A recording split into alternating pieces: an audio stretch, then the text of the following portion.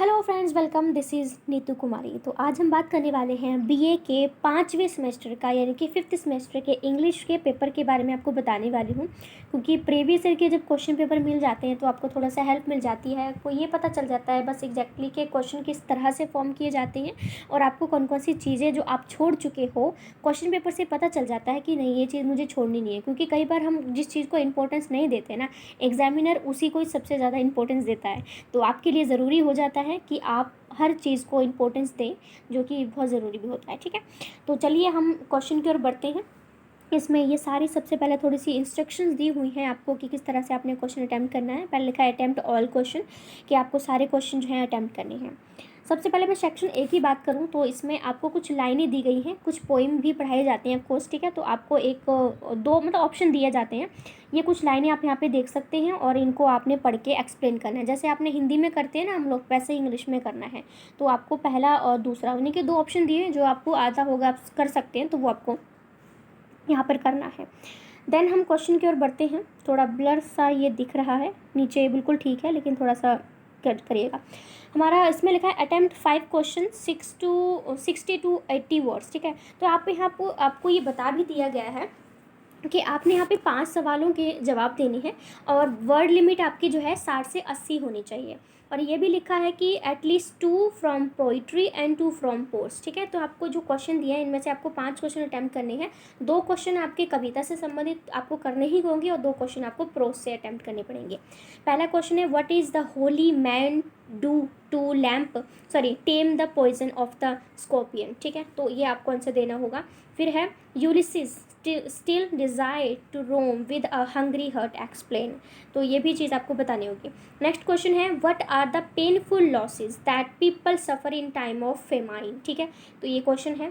फिर है, how does the writer define climate। Climate को कैसे वो एक्सप्लेन करता है। नेक्स्ट क्वेश्चन है, what according to the writer are the causes and consequences of corruption। भ्रष्टाचार के कौन कौन से कारण हैं और कौन कौन से कॉन्सिक्वेंसेज हैं जो आपको वहाँ पे एक्सप्लेन करने हैं। नेक्स्ट है, what is self evaluation significant, कि सेल्फ इवेल्युएशन क्या होता है, स्वतः मूल्यांकन जिसको बोलते हैं हम हिंदी में, तो वो आपको एक्सप्लेन करना है। What does the hope to do for Daisy at the end of the play. ये एक चैप्टर है जिसमें बताया है कि डेजी जो है, होप जो है डेजी के लिए प्ले के अंत में क्या काम करता है। फिर नेक्स्ट है, what was Buta Singh's last wish.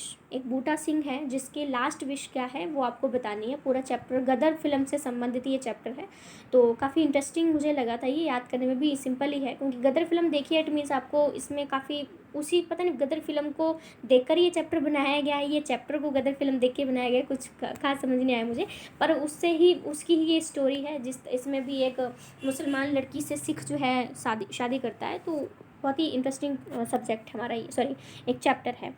Next हमारा आता है कि अटैम्प्ट एनी 2 क्वेश्चंस। ठीक है, यहाँ पे आपको जो है वो 2 क्वेश्चन अटैम्प्ट कर रहे हैं, जिसकी वर्ड लिमिट हमारी 150 से 180 वर्ड्स की होगी। और इसमें भी बोला है कि एक क्वेश्चन आपको पोइट्री से करना है और एक क्वेश्चन आपको प्रोज से करना है। सो हमारा है कि what does the extract from freedom at midnight tell you about human relationship. ठीक है, नेक्स्ट है, is the writer optimistic about finding solutions for to the climate problem, give reason for your answer. तो ये चीज़ें हैं। फिर है अपना कि what are the effect of drought and famine on Kalahandi and its people. Next question है, on the basis of your reading on the poem Ulysses give a brief character sketch of Ulysses. ठीक है, तो जो Ulysses है उसके character के बारे में जो है आपको यहाँ पर बताना है। देन अपना सेक्शन बी आ जाता है। इसमें है राइट एन ऐसे इन, ठीक है, ये भी बता दिया है कि आपको 400 से 500 शब्दों में एक ऐसे लिखना है। और ठीक है, आपको ऑप्शन दिए हुए जिसमें से आपको एक ऐसे लिखना है जो कि 400 से 500 शब्दों का तो होना ही चाहिए। जैसे पहला टॉपिक है communal harmony, art of living, global warming, racial discrimination. तो ये सारी चीज़ें जो हमारी इसमें आपको जो भी अच्छा लगता है आप उस पर ऐसे लिख देना। नेक्स्ट है, give the antonyms of any 10 of the following, यानी कि आपको यहाँ पे एंटोनियम भी दिए गए हैं।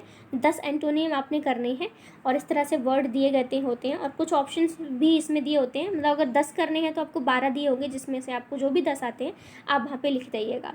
देन है, correct any 10 of the following sentences. ठीक है, तो यहाँ पे आपको जो सेंटेंस है इनको ये, ठीक है, करेक्ट एनी, यानी कि 10 सेंटेंस आपको यहाँ पे काफ़ी सारे सेंटेंस दिए हैं, इसमें से आपने 10 सेंटेंस को करेक्ट करके लिखना है। मतलब इसमें या तो कोई स्पेलिंग मिस्टेक्स होगी या हमारी वर्ब की कोई मिस्टेक होगी या पास्ट फ्यूचर की कोई मिस्टेक होगी, तो वो आपने करेक्ट करके 10 जो लाइन हैं उनको आपने कंप्लीट करना है।